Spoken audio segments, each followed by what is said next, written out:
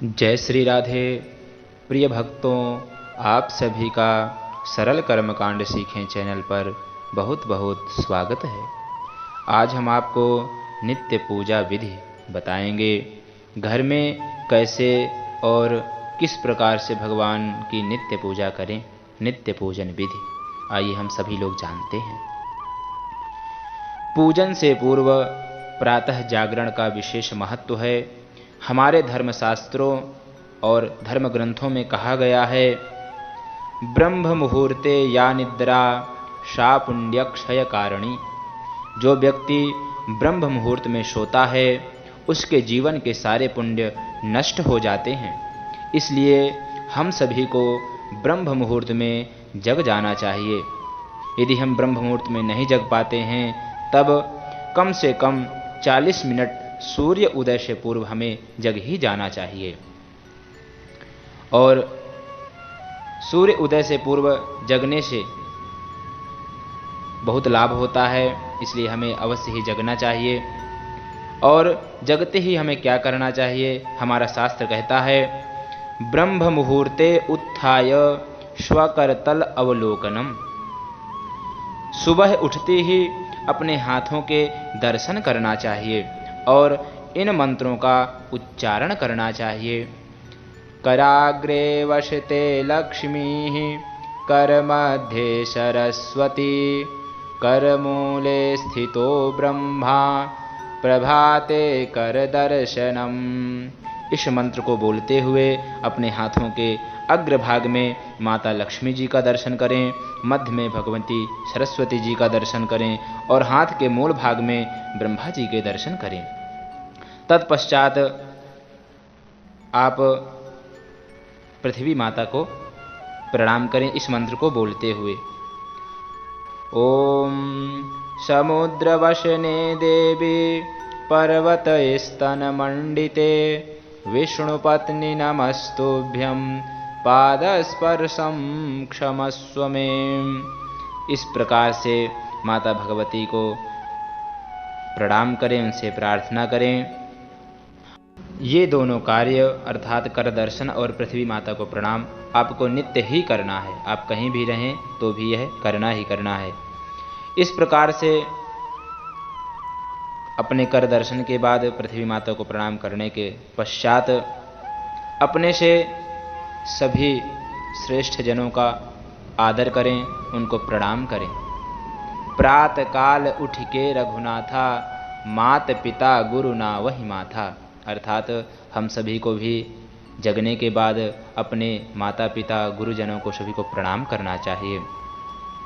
तत्पश्चात शौचाचार आदि से निवृत्त हो जाना चाहिए, स्नान आदि कर लें और तत्पश्चात बढ़िया सुंदर वस्त्र धारण करें। स्वच्छ और सुंदर वस्त्र धारण करना चाहिए। पुरुषों को पूजा के लिए श्वेत अर्थात सफेद वस्त्र धारण करना चाहिए, बड़े ही उत्तम माने जाते हैं। और माताएं बहनें भी लाल या पीले वस्त्र ही धारण करें या कोई सुंदर सा वस्त्र धारण कर सकती हैं। कभी भी पूजा के समय काले और नीले वस्त्र नहीं धारण करना चाहिए। नित्य पूजा हो या कोई विशेष पूजा हो, कभी भी काले पीले वस्त्र नहीं धारण करना। इसके बाद पुरुष लोग अपनी शिखा बांधें और माताएं बहनें अपने केशों को बांध लें, क्योंकि स्कंद पुराण निर्देशित करता है, मुक्त केशश्च नाचा में देवाद्यर्चाम विवर्जयेत। बाल खोलकर शिखा खोलकर कभी भी पूजन नहीं करना चाहिए। माताएं और बहनें अपने केशों को बांधकर ही पूजा करें और दुपट्टे से सर ढके हुए, तथा पुरुष लोग शिखा को बांधकर ही पूजन करें। यदि शिखा नहीं है तब आप रूमाल या गमछे को सिर पे रख लें, अर्थात अपने सर को हमें ढककर ही पूजन करना है। शिखा है तो कोई ढकने की आवश्यकता नहीं है। यदि शिखा नहीं है तब आप रूमाल या गमछे से अपना सिर ढकें। यदि वो भी नहीं है तब आप मौली के टुकड़े को अर्थात कलावा के टुकड़े को सर पर रखें। इसके बाद ही पूजन प्रारंभ करें। सर ढकने के बाद अर्थात शिखा बांधने के बाद तिलक लगाना चाहिए, क्योंकि प्रयोग पारिजात में लिखा हुआ है, ललाटे तिलकम कृत्वा पूजा कर्म समाचरेत, अकृत्वा भाल तिलकम तस्य कर्म निरर्थकम। बिना तिलक के कोई भी सत्कर्म सफल नहीं होता, वह सत्कर्म निरर्थक हो जाता है। इसलिए सदैव पूजन में तिलक लगाकर बैठना चाहिए और भगवान का पूजन करना चाहिए। तिलक लगाने के बाद किसी धातु के लोटे में शुद्ध ताजा जल लेकर भगवान सूर्य को अर्घ्य दें। पूजन कर्म में कभी भी बासी जल का प्रयोग नहीं करना चाहिए, क्योंकि हमारे शास्त्र कहते हैं जलम पर्युषतम त्याज्यम। बासी जल पूजन में त्याज्य है, वर्जित है। वासी जल का प्रयोग कभी भी पूजन में नहीं करना चाहिए। या फिर कोई विषम परिस्थिति हो, ताज़ा जल नहीं प्राप्त हो सकता, तब एक लोटे में पहले थोड़ा सा गंगा जल रख बाद में जल मिलाएं, क्योंकि गंगा जल कभी भी बासी नहीं होता है। हमारे शास्त्र कहते हैं गंगा वारि न दुष्यति, गंगा जल कभी भी बासी नहीं होता है, अर्थात दूषित नहीं होता। इसलिए पहले किसी पात्र में गंगा जल को डालें, बाद में जल को उसमें डालें। यही शास्त्र का नियम है, बताया भी गया है। प्रथमम गंगा जलम च तत् निर्मलम जलम पूरयेत। इसी प्रकार से करें, लोटे में पहले गंगा जल फिर जल मिलाएं, यही नियम है। गंगा जल में जल मिलाया जाता है और जल में गंगा जल नहीं मिलाया जाता है, इसलिए इसी प्रकार से करें, यह हमारे शास्त्रों का निर्देश है। इस प्रकार से गंगा जल को जल में मिलाना चाहिए या जल को गंगा जल में मिलाना चाहिए। इस प्रकार से करने के उपरांत किसी धातु के लोटे में जल लेकर उसमें चंदन, फूल, चावल, रोली डालकर सर्वप्रथम भगवान सूर्य को अर्घ्य दें, क्योंकि हमारा शास्त्र निर्देश करता है रविः विनायकश्चंडी ईशो विष्णोः तथैव च अनुक्रमेण पूज्यन्ते व्यत्क्रमे तु महद्भयम्। क्रमानुसार ही पूजा करनी चाहिए। पहले भगवान सूर्य की, फिर गणेश जी की, फिर माता दुर्गा जी की, इसके बाद भगवान शंकर जी की तथा बाद में भगवान विष्णु की पूजा करनी चाहिए। यही हमारा शास्त्र निर्देश करता है। परंतु कुछ लोग कहते हैं आदौ पूज्य विनायकौ, अर्थात सबसे पहले भगवान गणपति की ही पूजा करनी चाहिए। यह सही है, पूजा तो पहले भगवान गणेश जी की ही होती है, परंतु गणेश जी से पूर्व भगवान सूर्य को अर्घ्य देने का विधान है। इस प्रकार से अब भगवान सूर्य को अर्घ्य दें और इन 6 नामों को जरूर ही बोलें। आदित्यं भास्करं भानुं रविसूर्य दिवाकरं षण्णाम स्मरणान्नित्यं महापातकनाशनम। जो भी भगवान सूर्य के इन 6 नामों को उच्चारण करता है, इन 6 नामों को बोलता है, वह कौन से ऐसे नाम हैं जान लीजिए।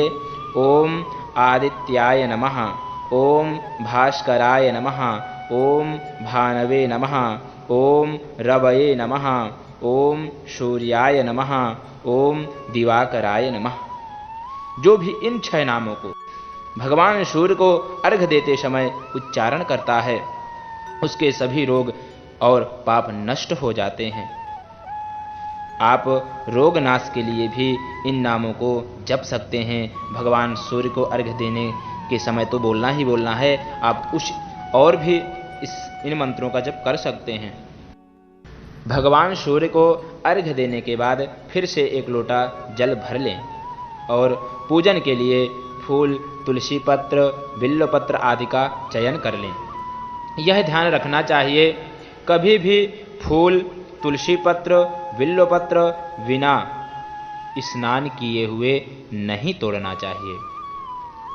और फूल, बिल्व पत्र, तुलसी पत्र आदि तोड़ने के बाद हाथों में नहीं रखना चाहिए, उसे किसी पात्र या टोकरी में ही रखना चाहिए।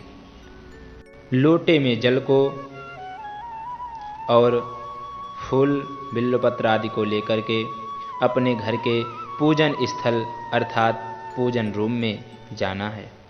जहाँ पर आपने भगवान के लिए मंदिर बना रखा है वहाँ पर आना है और हाथ का लोटा और फूल की टोकरी को जमीन पर नीचे रखकर दरवाजे या पर्दे को खोलने से पूर्व 3 बार ओम विष्णवे नमः, ओम विष्णवे नमः, ओम विष्णवे नमः कहते हुए 3 बार ताली बजानी है। इसके बाद इस श्लोक को बोलते हुए उत्तिष्ठोत्तिष्ठ गोविंद, उत्तिष्ठ गरुणध्वज, उत्तिष्ठ कमलाकांत, त्रैलोक्ये मंगलम कुरु। भगवान के मंदिर का पट या पर्दों को खोलना है। भगवान के मंदिर के यदि दरवाजे हैं तो दरवाजों को खोलें, यदि पर्दे हैं तो पर्दों को खोलें। इसके बाद भगवान को बड़े प्यार और वात्सल्य भाव से जगाना है और इसके बाद मंदिर में प्रवेश करें और सर्वप्रथम भगवान को प्रणाम करें तथा जल से भरे लोटे को भगवान के बाएं भाग में रख दें और स्वयं किसी आसन पर बैठ जाएं। बिना आसन के कभी भी पूजा नहीं करनी चाहिए। आसन के बिना भोजन, आसन के बिना पूजन कभी भी कहीं भी नहीं करना चाहिए। कभी भी आसन के बिना डायरेक्ट पृथ्वी पर नहीं बैठना है। आसन में बैठने के बाद ही आपको भोजन करना है या पूजन करना है। आसन पर बैठकर ही हमें किसी भी प्रकार का कोई भी कर्म करना चाहिए, डायरेक्ट पृथ्वी पर नहीं बैठना चाहिए। आसन पर बैठने के बाद इस मंत्र को बोलते हुए अपने ऊपर तथा समस्त पूजन सामग्री पर जल छिड़कें। ओम अपवित्रः पवित्रो वा सर्वावस्थां गतोऽपि वा यः स्मरेत् पुण्डरीकाक्षं शबाह्याभ्यन्तरः शुचिः। यदि आपको यह मंत्र नहीं आता है तो आप 3 बार ओम पुण्डरीकाक्षः पुनातु, ओम पुण्डरीकाक्षः पुनातु, ओम पुण्डरीकाक्षः पुनातु इस प्रकार से बोल करके समस्त सामग्री और अपने ऊपर जल छिड़क लें। अब जिस आसन पर बैठे हैं उसकी शुद्धि करें। ओम विष्णवे नमः, ओम विष्णवे नमः, ओम विष्णवे नमः 3 बार बोल करके आसन के चारों कोणों में थोड़ा थोड़ा जल छोड़ दें। इस प्रकार से आसन शुद्धि करने के उपरांत आचमन करें। इन 3 मंत्रों को बोलते हुए हम सभी को जल पीना चाहिए। ओम केशवाय नमः, ओम नारायणाय नमः, ओम माधवाय नमः। आचमन करने के बाद हाथों को धुल लें।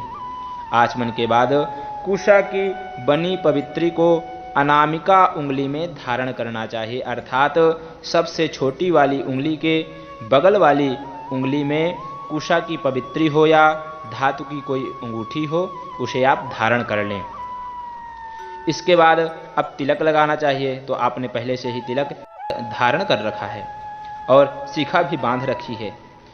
अब इसके बाद आप भगवान के सामने देशी घी का दीपक जलाएं।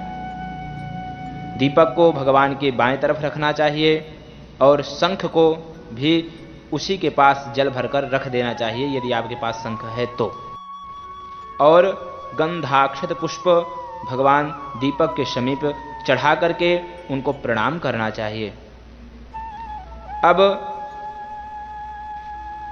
भगवान दीपक को प्रणाम करने के उपरांत कांसे या पीतल की आपके पास थाली होगी, उसमें अष्टदल बनाएं और उसमें थोड़े से चावल और पुष्प छोड़ दें। इसके बाद भगवान की मूर्ति को उसमें स्थापित करें और शंख के जल से मूर्तियों को स्नान कराएं। पंचदेव भगवान का नित्य पूजन किया जाता है और भी जितने इष्ट देवी देवता का पूजन कर सकते हैं, परंतु यह तो हमारे सनातन धर्म में पंचदेव पूजन बहुत ही कल्याणकारी है और पंचदेवों का पूजन करना ही चाहिए। और जितने भी देवी देवता सबका पूजन करना चाहिए, परंतु पंचदेव पूजन होता ही होता है, इसलिए हम सभी को पंचदेव पूजन करें। भगवान गणेश जी, माता अम्बा अर्थात दुर्गा जी, भगवान शिव, भगवान सूर्य और भगवान विष्णु, इनको पंचदेव कहा गया है।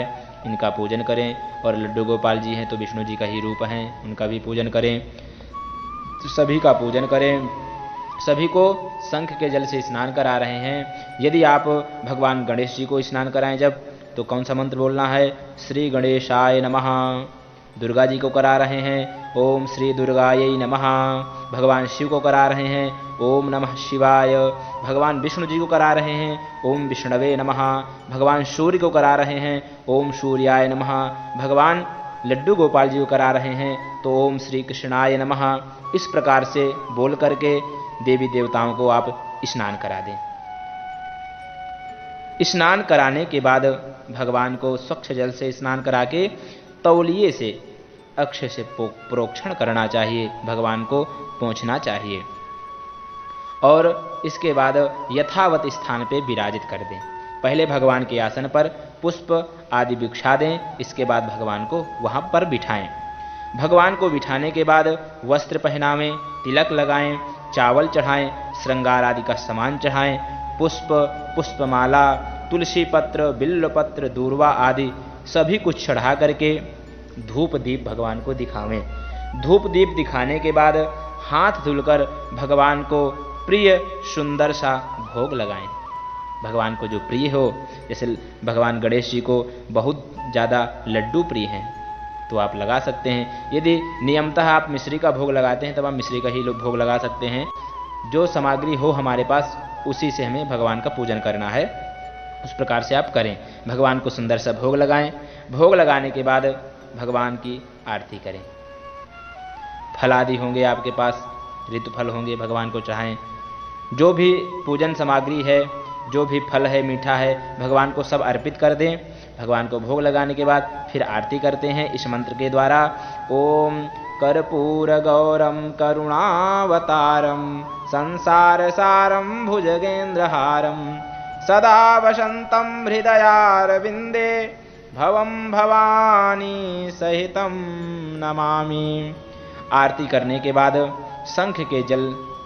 शंख में जल लेकर आरती के ऊपर से घुमाना है और भगवान तथा अपने ऊपर उस जल को छिड़कना है इस मंत्र को बोलते हुए, शंख मध्यस्थितम तोयम भ्रामितम केशवोपरि अंगलग्नम मनुष्याणाम सर्वं पापम व्यपोहति। इस मंत्र को बोल करके भगवान के ऊपर और अपने ऊपर समस्त घर में पवित्र स्थानों में उस जल को छिड़कना है और इसके बाद अपने हाथों से आरती ले लें। आरती लेने के बाद हाथों को चेहरे तथा आँखों से स्पर्श कराएं। इसके बाद हाथ धुल लें। हाथों में फिर पुष्प ले लें और पुष्पांजलि करें इस मंत्र को बोलते हुए, सुमन सुगंधित सुमन शाह सुमन सुगंधित सार पुष्पांजलि अर्पण करूं, हे देव करो स्वीकार। और उन पुष्पों को भगवान के ऊपर अब चढ़ा दें। इसके बाद भगवान की परिक्रमा करें। नित्य पूजन में 4 परिक्रमा करनी चाहिए। यदि आप कोई विशेष पूजन कर रहे हैं तब आप गणेश जी की 3 परिक्रमा करें, दुर्गा जी की 1 परिक्रमा करें, भगवान विष्णु की 4 परिक्रमा करें, भगवान सूर्य की 7 और भगवान शिव जी की अर्ध प्रदक्षिणा करनी चाहिए, ऐसा हमारा शास्त्र कहते हैं।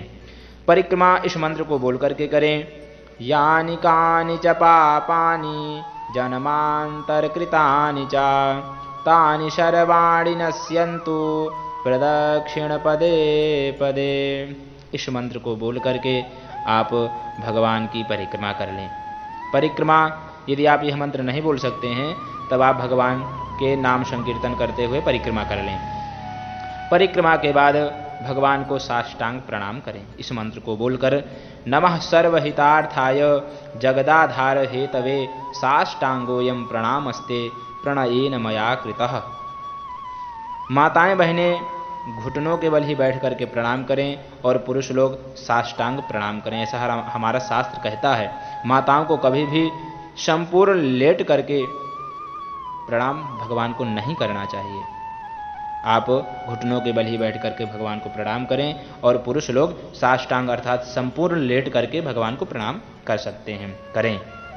भगवान को प्रणाम करने के बाद इस मंत्र को बोलते हुए भगवान से प्रार्थना करें, त्वमेव माता च पिता त्वमेव त्वमेव बन्धुश्च सखा त्वमेव त्वमेव विद्या द्रविणं त्वमेव त्वमेव शर्वं मम देव देव त्वमेव शर्वं मम देव देव। इस प्रकार प्रार्थना करने के बाद अपने आसन के नीचे 1 चम्मच जल डालकर उस जल को माथे पर अवश्य लगाएं और यह बोलें, इंद्राय नमः। अन्यथा शास्त्र कहते हैं ऐसा न करने से इंद्र स्वयं पूजा के फल को ले जाते हैं, इसलिए हमें ऐसा अवश्य ही करना चाहिए। और आसन के नीचे जल लगाने के उपरांत भगवान के चरणामृत को हम लें और इस मंत्र को बोलें, अकाल मृत्युहरणं सर्वव्याधि विनाशनम विष्णुपादोदकं पीत्वा पुनर्जन्म न विद्यते। इस मंत्र को बोलते हुए चरणामृत पी लें और चरणामृत पीने के बाद हाथों को धुल लें। अब प्रसाद लें। प्रसाद लेकर के भगवान के जयकारों को बोलें। इस प्रकार से नित्य पूजन हमें करना चाहिए। यदि आपके मन में यह आता है कि आज तक हम जो पूजन कर रहे थे वह गलत विधि से कर रहे थे, ऐसा नहीं है। भगवान को भाव चाहिए, आपके भाव अच्छे हों, बस भगवान को पूजन स्वीकार हो जाता है। परंतु यदि नियम से करते हैं तब तो बहुत ही अच्छी बात हो जाती है। आप जो पूजन कर रहे थे वह सही है। यदि आप अपने उस नियम में कुछ बदलाव करना चाहते हैं, इस वीडियो के माध्यम से आप उस बदलाव को कीजिए, आपको बहुत लाभ प्राप्त होगा। और यह नहीं कदापि मन में रखना है कि हम जो कर रहे थे अभी तक वो गलत था, ऐसा कुछ नहीं है। आप उस अब नियम में बदलाव कर लीजिए, इस प्रकार से करना प्रारंभ कीजिए, आपको बहुत लाभ प्राप्त होगा। नित्य पूजन विधि इसी प्रकार से करना है। आपको वीडियो पसंद आया होगा, लाइक कीजिए, कमेंट कीजिए, चैनल को सब्सक्राइब जरूर कर लीजिए। आपको ऐसे ही धर्म संबंधित वीडियो प्राप्त होते रहेंगे, आप उनका भी लाभ लेते रहेंगे। और यदि आपको कोई विशेष जानकारी चाहिए तब आप कमेंट के द्वारा हमें निर्देशित कीजिए, हम आपको उस कमेंट के आंसर को जल्दी प्रदान करेंगे। धन्यवाद। हर हर महादेव।